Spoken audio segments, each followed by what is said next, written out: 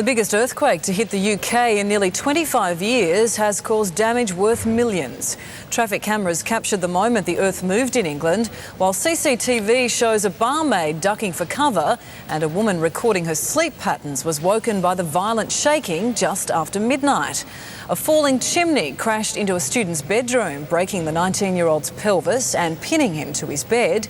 The epicentre of the 5.2 magnitude quake was just outside a town in Lincolnshire.